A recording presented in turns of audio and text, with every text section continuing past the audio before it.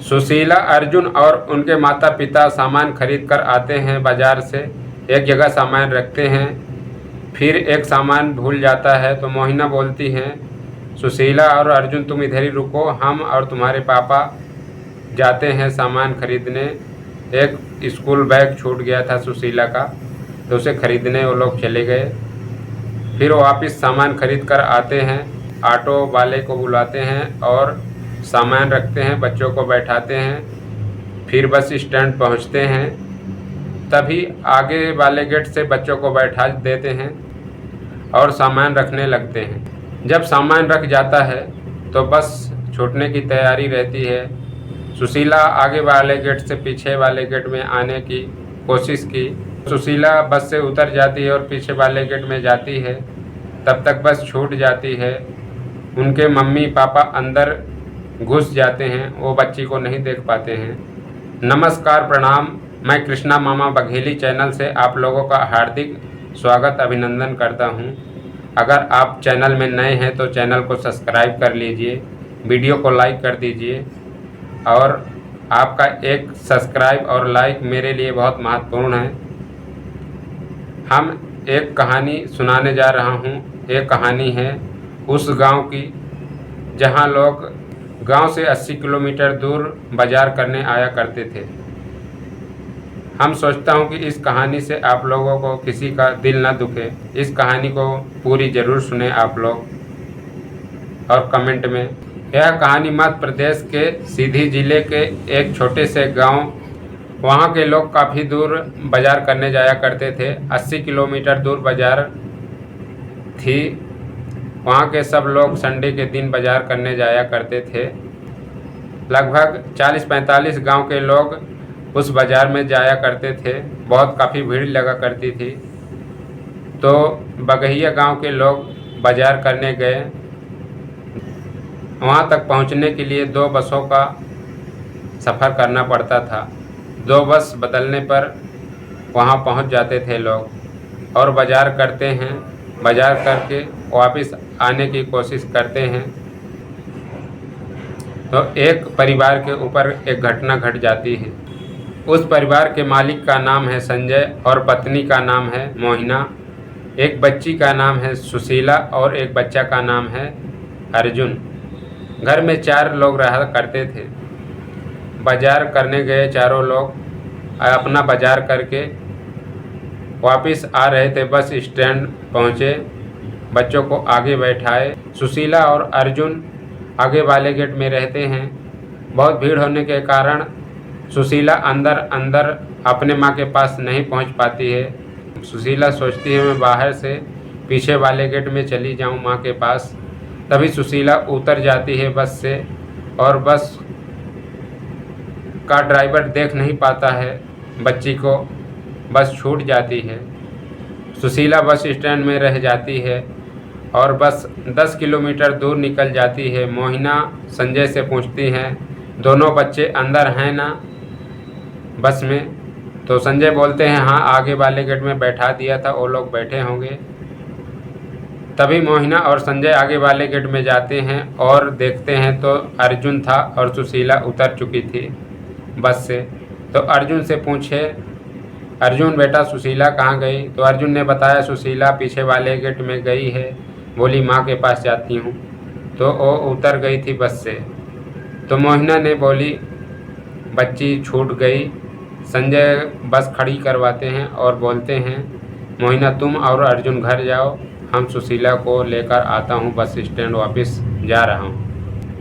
मोहिना और अर्जुन अपने गांव वालों के साथ घर चले आते हैं और संजय बस स्टैंड जाने के लिए वाहन ढूंढ रहे थे। तो किसी व्यक्ति ने बताया वाहन 4 घंटे बाद बस स्टैंड के लिए मिलेगी।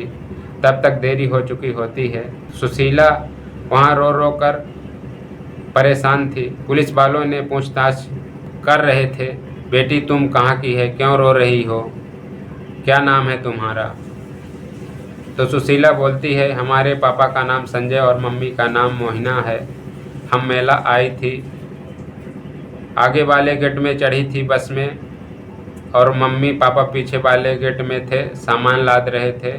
तो मैंने सोची मम्मी के पास जाती हूँ, तब तक बस छूट गई। हम चढ़ नहीं पाए। तो पुलिस वालों ने पूछताछ किया बच्ची से और बच्ची को समझाने का कोशिश किए, पर बच्ची नहीं समझी, नादान बच्ची थी। और गांव का नाम पूछे पुलिस वाले ने तो गांव का नाम नहीं मालूम था बच्ची को। छोटे बच्चे को कहाँ मालूम रहता है जिला और गांव का नाम। पहले के ज़माना में कोई अपने बच्चों को अपने ज़िले का और गांव का नाम भी नहीं बताते थे। आजकल तो सब बच्चे जानते हैं। 20 साल पहले की बात है। फिर पुलिस वालों ने सुशीला को अनाथ आश्रम लेकर जाते हैं और अनाथ आश्रम के मैनेजर को बोलते हैं, इस लड़की को आप अपने पास रखो और इससे सारी सुविधा देना। तो अनाथ आश्रम के मैनेजर बोलते हैं, ठीक है, मैं सभी बच्चों का जैसे सेवा कर रहा हूँ उसी तरह इस बच्ची का भी सेवा करूँगा। पढ़ाई लिखाई और खाने पीने का और कपड़े का कोई दिक्कत नहीं होने दूंगा। पुलिस वाले वहां पहुंचाकर वापस आते हैं। तब तक संजय पहुंच जाते हैं बस स्टैंड में और सगल पूछताछ करते हैं। संजय का दिमाग काम नहीं कर रहा था। संजय भी रो रो कर परेशान था, हमारी 5 साल की बच्ची छूट गई।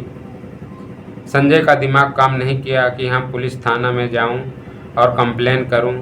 जब विपत आती है तो दिमाग भी शून्य हो जाता है, किसी को कुछ बूझता नहीं है। भाइयों बहनों, भगवान करे इस तरह किसी को विपत ना मिले।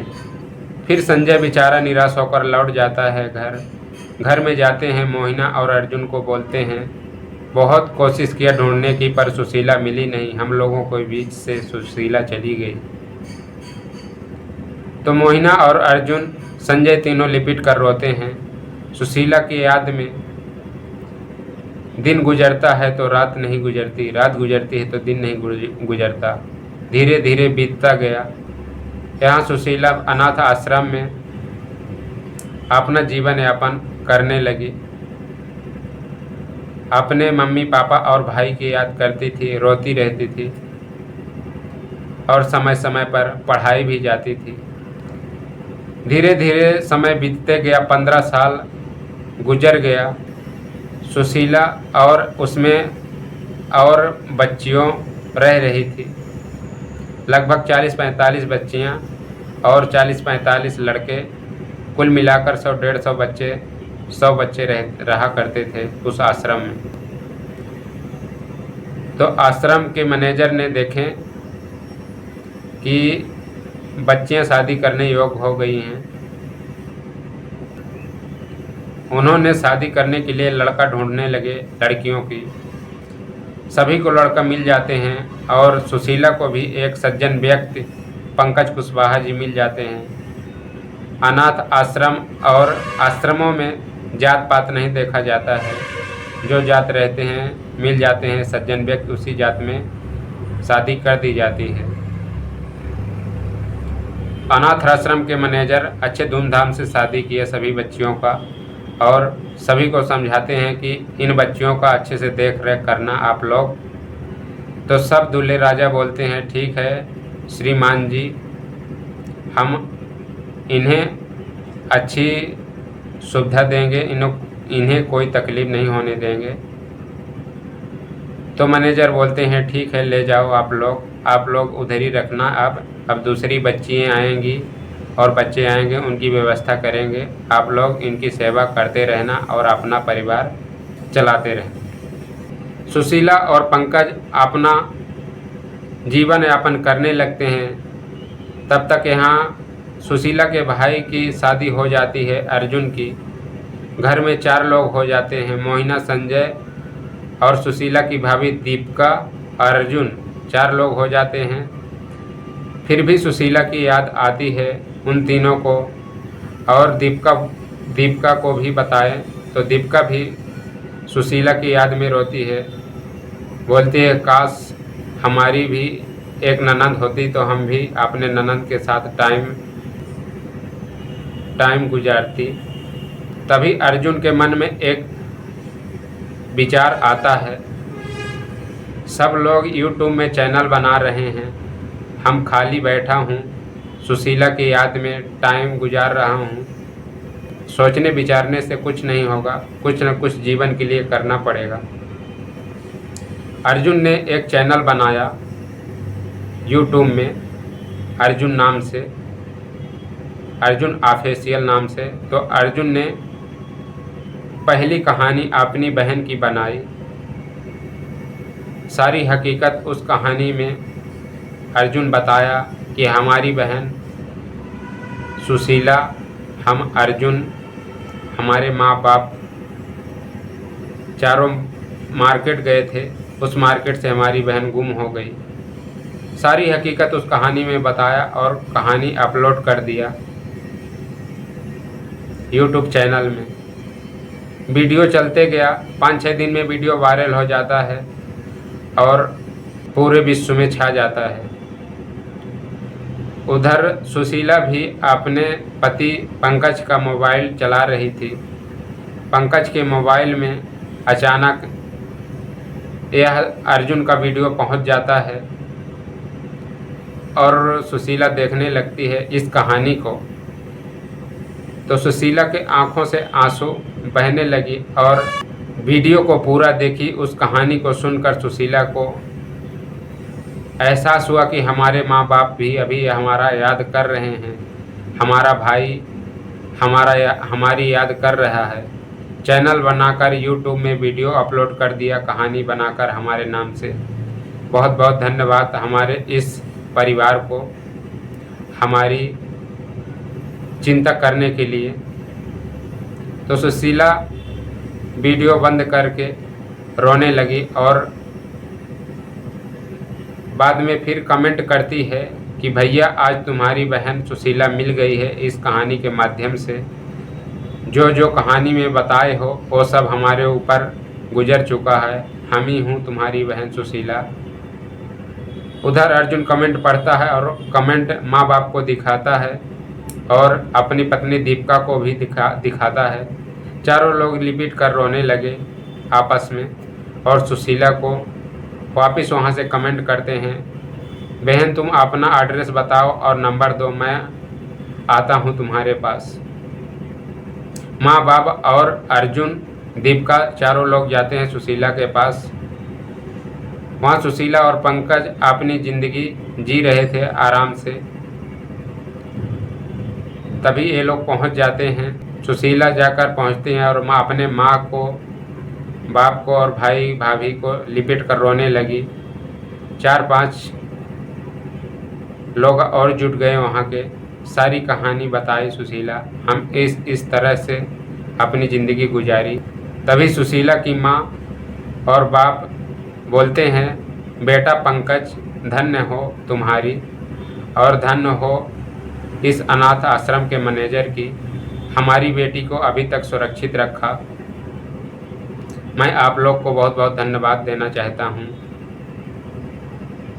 हमारी बेटी को सुरक्षित रखने के लिए। मोहिना और संजय, अर्जुन, दीपिका, सुशीला, पंकज 6 लोग फिर वापस आते हैं सीधी जिला के उस बगहिया गांव में। और मोहिना, संजय एक घर दे देते हैं सुशीला और पंकज को। उसी में अपना जीवन यापन करते हैं सब लोग। आप लोगों को कहानी में क्या सीख मिली आप लोग कमेंट में ज़रूर बताना।